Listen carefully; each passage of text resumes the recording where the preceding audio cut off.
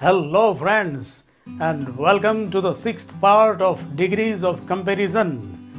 Sentences started from no other and sentences started from very few. We have learned that how to transform those sentences into comparative degree and into superlative degree. So let's learn the other system. Sentences started with some at least. So how can we transform this type of sentences into comparative degree and superlative degree? Let's learn degrees of comparison.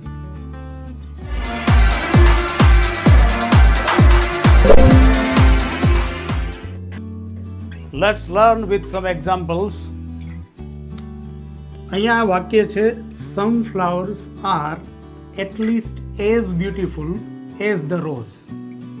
Some flowers, અમુક ફૂલો, are at least as beautiful, એ ઓછામાં ઓછા એટલા સુંદર તો છે જ કે જેટલું સુંદર ગુલાબ હોય છે. બરાબર? એટલે શું?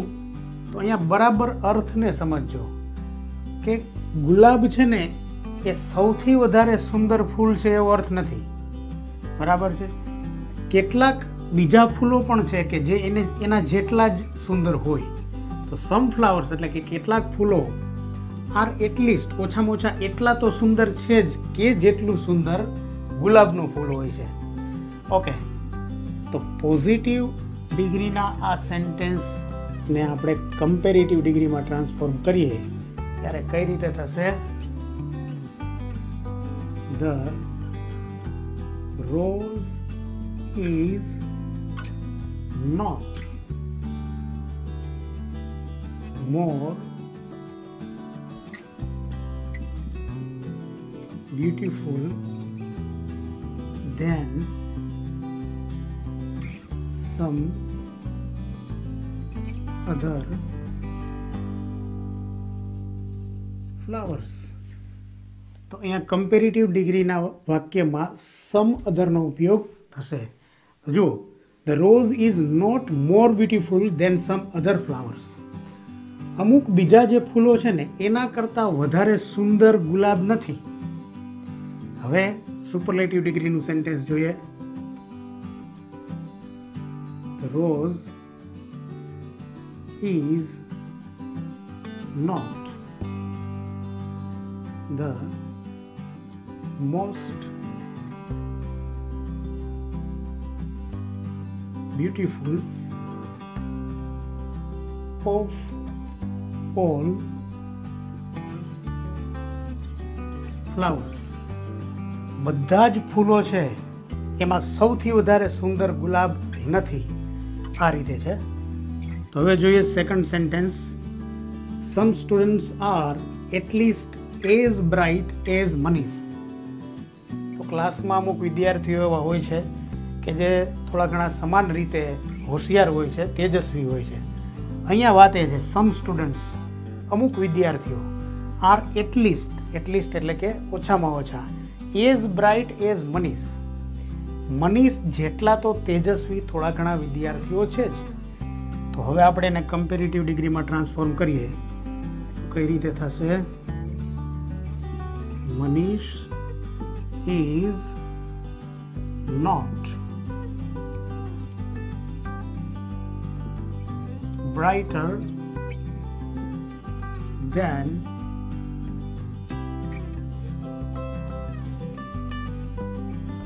some other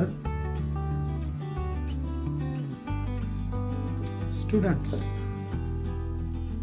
Manish is not brighter than some other students. અમુક કેટલાક જે વિદ્યાર્થીઓ છે એના કરતાં વધારે તેજસ્વી મનીષ નથી. તો હવે superlative degree. Manish is not the brightest of all students. બધા જ વિદ્યાર્થીઓ છે એમાં સૌથી વધારે તેજસ્વી મનીષ નથી. So this is the style, this is the way to transform the sentences started with some at least into comparative and superlative. તો બીજા બે એક્ઝામ્પલ્સ આપણે સમજીએ. Some newspapers are at least as popular as Times of India. તો times of India જેટલું popular newspaper છે એટલા બીજા કેટલાક ન્યૂઝપેપર્સ છે. સમ ન્યૂઝપેપર્સ એટલે કે કેટલાક છાપાઓ, કેટલાક ન્યૂઝપેપર્સ આર એટલીસ્ટ એ ઓછામાં ઓછા એટલા તો પ્રખ્યાત છે જ કે જેટલું ટાઈમ્સ ઓફ ઇન્ડિયા છે. તો હવે આ છે પોઝિટિવ ડિગ્રીનું સેન્ટેન્સ. આપણે આને કમ્પેરેટિવ ડિગ્રીમાં ટ્રાન્સફોર્મ કરીએ તો કઈ રીતે થશે? Times of India is not more popular than some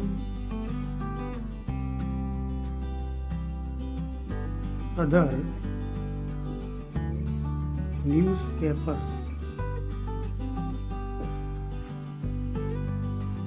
times of India છે એ બીજા કેટલાક છાપાઓ છે એના કરતાં વધારે પ્રખ્યાત નથી. Superlative degree. Times of India is not the most popular of whole newspapers. બધા જ છાપાઓમાં સૌથી વધારે પ્રખ્યાત ટાઈમ્સ ઓફ ઇન્ડિયા નથી. સેકન્ડ સેન્ટેન્સ આ છે પોઝિટિવ ડિગ્રીનું sentence. Some boys are at least as creative as John. હવે જોન જેટલો સર્જનાત્મક છે એટલા બીજા કેટલાક વિદ્યાર્થીઓ પણ છે, કેટલાક છોકરાઓ પણ છે. સમ બોયઝ આર એટલીસ્ટ એટલે કે અમુક છોકરાઓ ઓછામાં ઓછા as creative as John.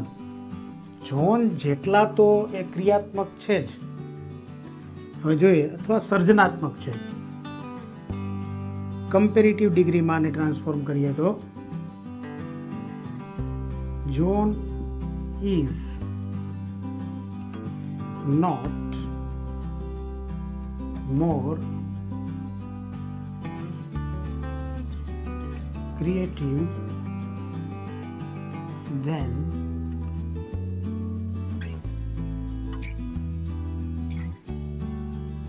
some other boys. તો બીજા કેટલાક છોકરાઓ છે ને એના કરતાં વધારે સર્જનાત્મક જોન નથી. અને હવે superlative degree. John is not the most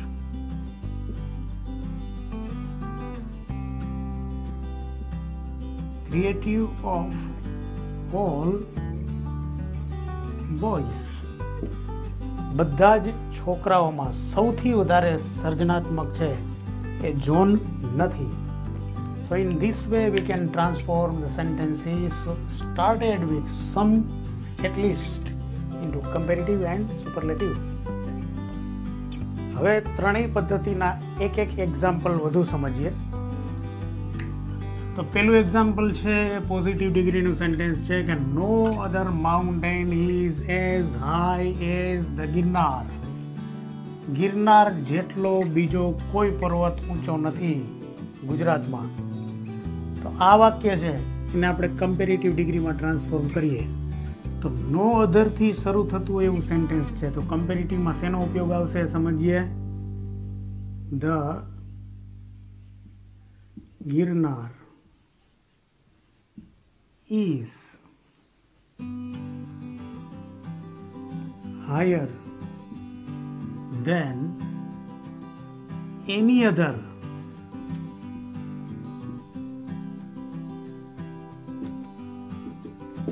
mountain. કોઈ પણ પર્વત છે ને એના કરતાં આ ગિરનાર જે છે એ વધારે ઊંચો છે, એટલે શું તો the Girnar is higher, Girnar વધારે ઊંચો છે કેના કરતાં, કોઈ પણ પર્વત કરતાં. અને હવે superlative degree, the Girnar is the highest of all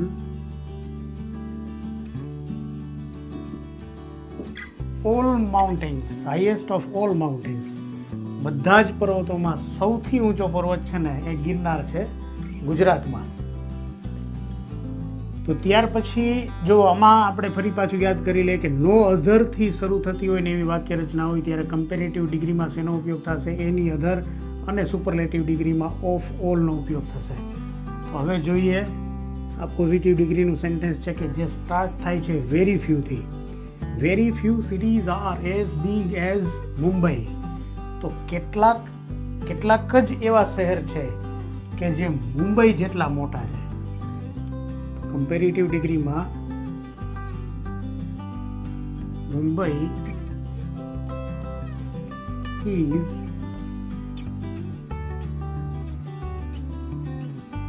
bigger than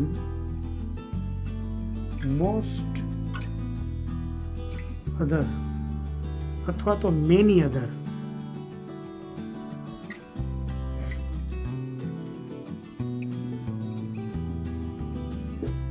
મોટાભાગના શહેરો છે ને એના કરતાં વધારે મોટું છે મુંબઈ. સુપરલેટિવ ડિગ્રીમાં જોઈએ, Mumbai is one of the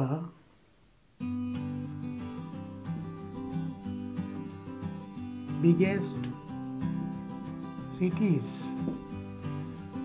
જે સૌથી મોટા શહેરો છે એમાંનું એક છે મુંબઈ.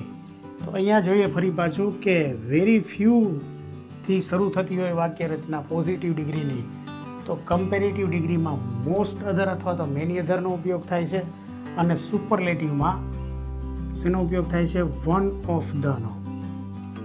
અને છેલ્લે આપણે જે જોયું એ સમ એટલીસ્ટ વાળી વાક્ય રચનાનું ફરી એક વખત વાક્ય જોઈએ. તો some books are at least as interesting as the Secret. અમુક ચોપડીઓ છે એ ઓછામાં ઓછી એટલી રસપ્રદ તો છે જ કે જેટલી ધ સિક્રેટ નામની બુક છે. તો comparative degree, the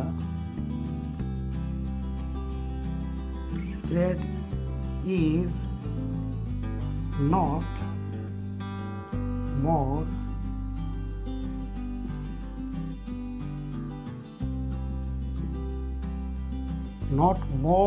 interesting than some other books. અમુક બીજી ચોપડીઓ જે છે ને એના કરતાં વધારે રસપ્રદ ધ સિક્રેટ નામની બુક નથી. અને સુપરલેટિવ, તો એમાં એમ થશે the secret is not the most